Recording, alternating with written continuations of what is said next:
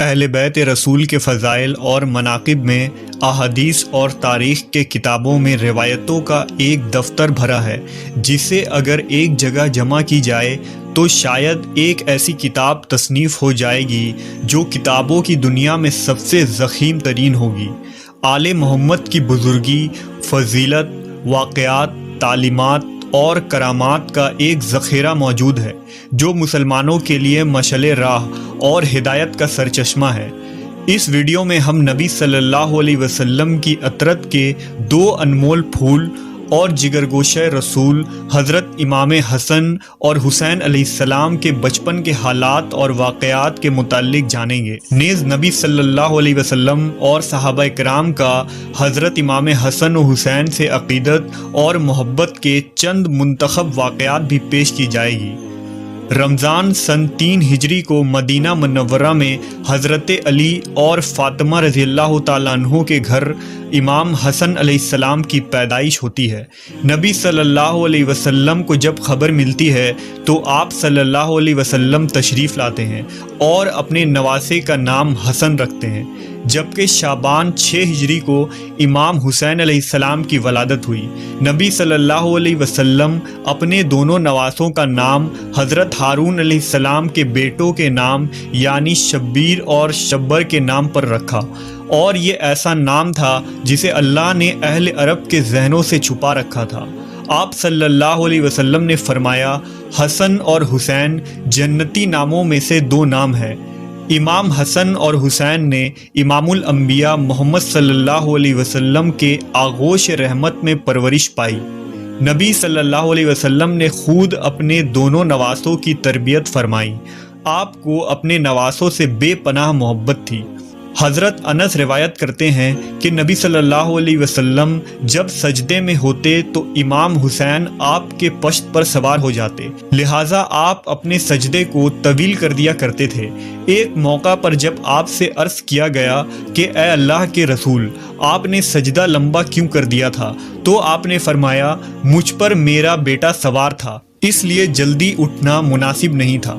نبی صلی اللہ علیہ وسلم نے اپنے دونوں نواسوں کی ایک عظیم فضیلت بیان فرمائی جو خصوصی طور پر امام حسن و حسین کو اللہ کی طرف سے عطا کی گئی تھی۔ حضرت حذیفہ بیان کرتے ہیں کہ میں نے ایک دن نبی صلی اللہ علیہ وسلم کو بے انتہا خوش دیکھ کر پوچھا کہ اے اللہ کے رسول، آپ کی اس مسرت کی کیا وجہ ہے؟ تو آپ نے فرمایا، اے حذیفہ، آج ایک ایسا فرشتہ نازل ہوا جو میرے پاس اس سے قبل کبھی نہیں آیا تھا۔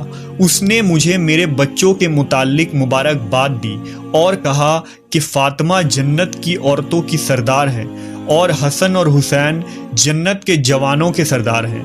یہ دونوں شہزادے نبی صلی اللہ علیہ وسلم کے آنکھوں کی ٹھنڈک تھے۔ حضرت سعید بیان کرتے ہیں کہ وہ نبی صلی اللہ علیہ وسلم کے ساتھ ایک دعوت کے لیے نکلے۔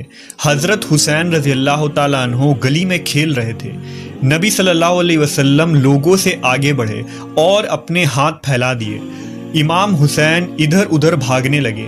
نبی صلی اللہ علیہ وسلم ان کو ہنساتے رہے یہاں تک کہ ان کو پکڑ لیا۔ آپ نے اپنا ایک ہاتھ ان کے ٹھوڑی کے نیچے اور دوسرا سر کے اوپر رکھا اور بوسہ لیتے ہوئے فرمایا، حسین مجھ سے ہے اور میں حسین سے ہوں۔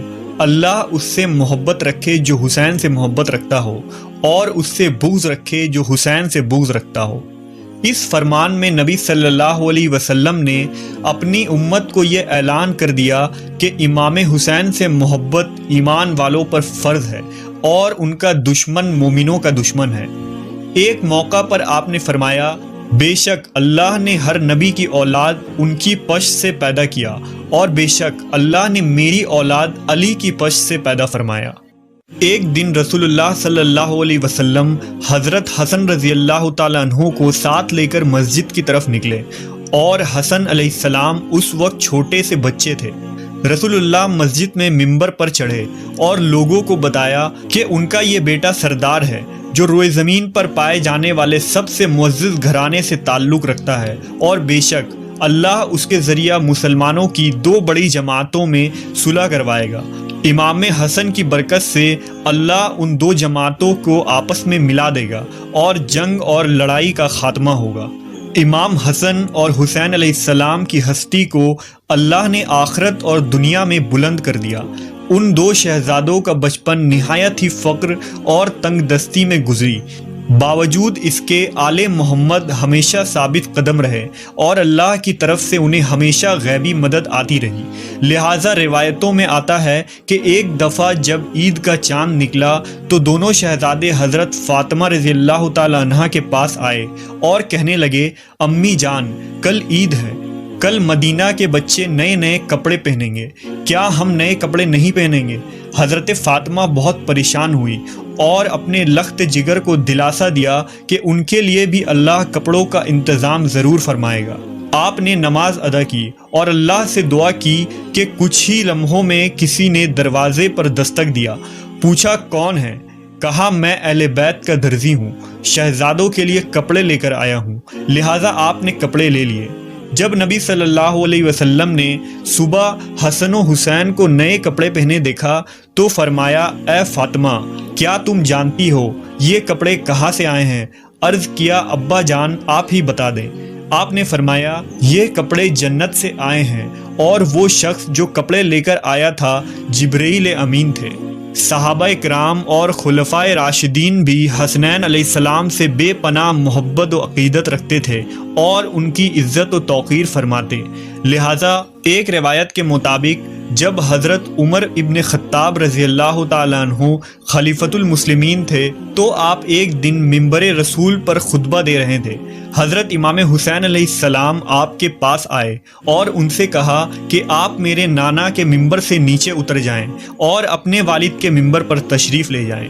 حضرت عمر نے کہا، میرے والد کا تو کوئی منبر نہیں۔ یہ کہہ کر حضرت عمر نے حضرت امام حسین کو اپنے پاس بٹھا لیا، پھر وہ منبر سے اتر کر حضرت حسین کو اپنے گھر لے گئے اور فرمایا، اے میرے بیٹے، آپ کو یہ کس نے سکھایا تھا؟ نے کہا، کسی نے نہیں۔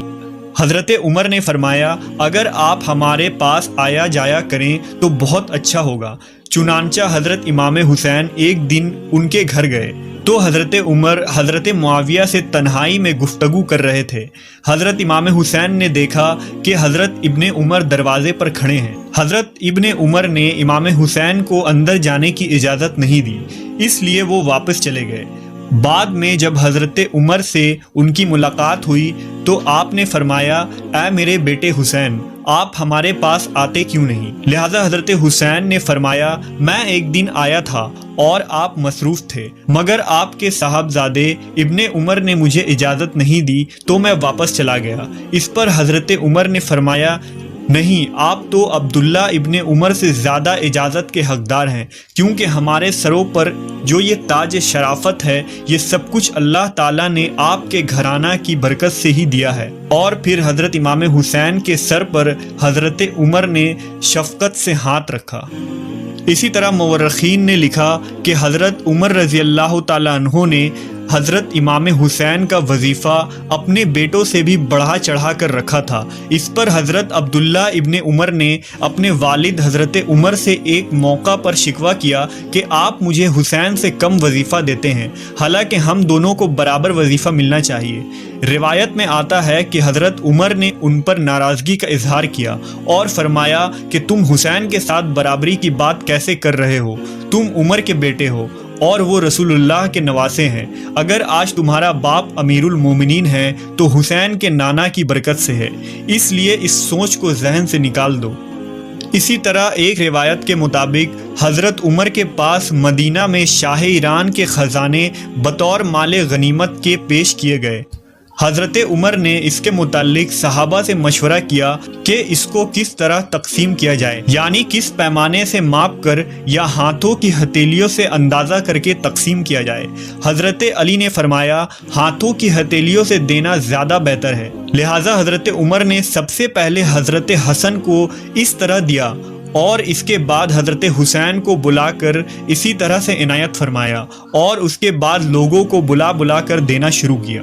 اسی طرح امام زہری نے بیان فرمایا کہ حضرت عمر نے صحابہ کی اولادوں کو مال غنیمت سے لباس دیے۔ ان میں حضرت امام حسن اور حسین کے شایان شان کوئی لباس نہیں تھا، لہٰذا حضرت عمر یمن کے علاقے کی طرف لوگوں کو روانہ فرمایا اور والی یمن کو حکم بھیجا کہ دونوں شہزادوں یعنی حضرت حسن و حسین کے لیے خصوصی، قیمتی اور خوبصورت لباس تیار کر کے بھیجا جائے۔